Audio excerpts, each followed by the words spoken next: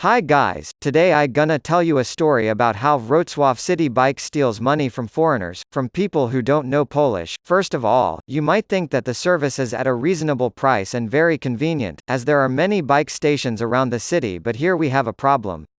Actually, the problem is that the majority of bikes has different technical problems. It might be not working brakes, flat tire, pedals, wheel or whatever, but about half of them have problems with lockers, a device which blocks the bike, and also the state of the lockers represents if the bike is taken or not.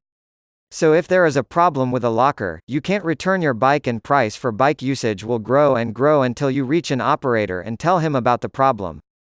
50% of the bikes have problems with lockers, so in half cases you will be forced to call an operator to return a bike. The problem is that Wrocław City Bike has some problems with English-speaking operators and it's hard to reach them.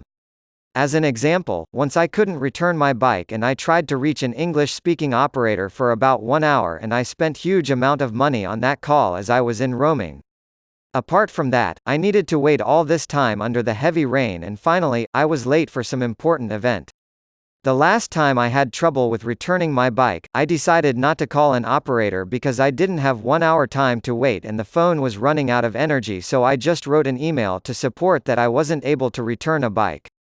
Finally, I was fined with a huge amount of money with the justification that a client is obliged to call to support in case of any troubles.